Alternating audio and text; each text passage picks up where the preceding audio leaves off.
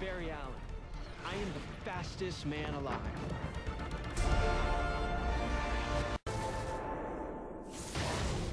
Hello everybody, how are we all doing? I hope having a good week so far. So today is Wednesday the 22nd of April 2015 and we are here with the latest episode review of The Flash, episode 19 I believe, yes, titled Who is Harrison Wells?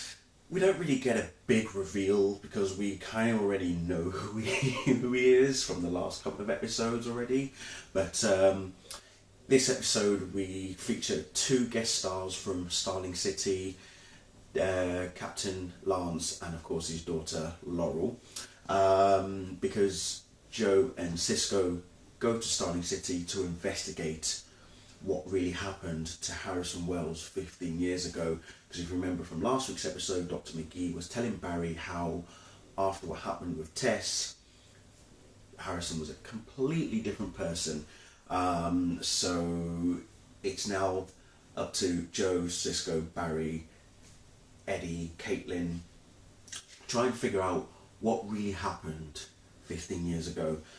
So we do get a good, look into the past essentially as to what really happened to Harrison. But as I say, we already know what happened. But at the same time, you see Caitlin not agreeing with what the boys are doing, and that's the, we see her frosty nature, as I would like to call it, appear on the surface, which is quite interesting. There was a moment where she was where she nearly blew everything. She went to Harrison's house. She almost spilled the beans. Luckily for her, she was stopped for her own good, obviously. Meanwhile, there is a new metahuman roaming the streets of Central City, who has the ability to shapeshift into anybody that they touch. So when obviously we see a woman stealing jewels and other bits of expensive items from people's safety deposit box, bearing in mind this woman works at the bank, we're all thinking, okay, an interesting hobby you got there. But the woman herself says she didn't actually do it. Then that starts bringing in metahuman stuff, and then that's when Eddie and Barry start to investigate, and then Harrison gets caught up in it as well. Caitlin also helps out. I did quite like how when the shapeshifter took over Barry and got all over Caitlin, it was reminiscent of the Transference episode in Smallville, way back in season 3, wasn't it? No, sorry, season 4. And yeah, Lionel Luthor inside Clark Kent's body. Yeah, you know what I'm talking about.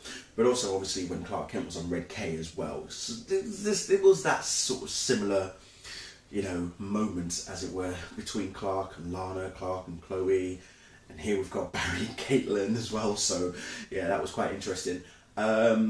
Interesting Easter egg, I would like to say, at the very beginning of the episode. Barry runs all the way to Coast City to get pizza. I really do hope we do get to see someone from the Green Lantern universe eventually, and I'm sure we will.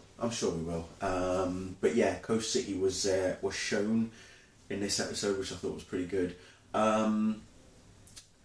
Speaking of, obviously, Cisco and Joe visiting Starling,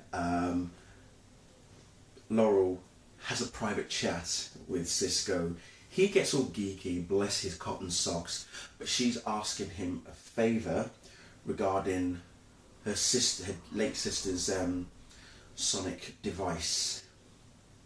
And even I got geeky as well at that as well. It was a magical moment, not just for Cisco, but for everybody that was watching the show, I would imagine.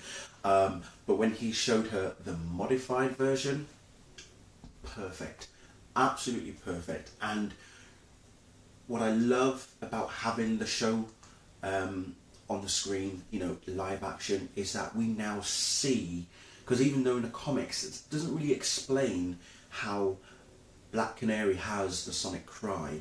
Some are saying that she was born with it. I think other versions are saying that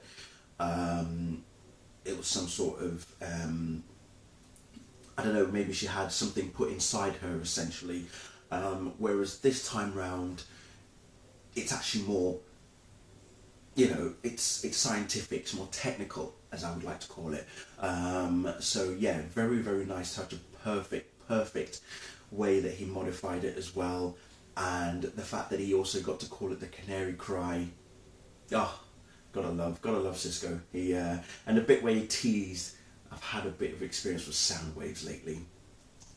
You certainly have, vibe. But yeah, as I say, this brilliant episode. I mean, I am really loving The Flash. You all know that anyway. I absolutely love the show, and I'm looking forward to next week's episode, which I think is titled Grodd Lives. Correct? I think so. But yeah, I'm looking forward to it because we haven't seen really that much of Grodd. I mean, we've seen bits of him here and there, and heard him talk, and he's even captured General Wade Eiling as well at one point, thanks to the help of the Reverse Flash. So yeah, be interesting to see how that all pans out. But that aside, without spoiling what happened at the end, oh dear, yowzers.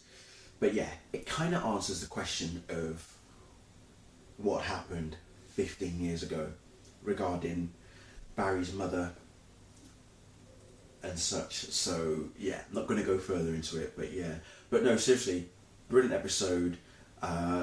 It was good to see all the different characters, well, the actors, as I say, the actors and actresses, every time the shapeshifter was playing a different character, it was good to see the other side of these characters.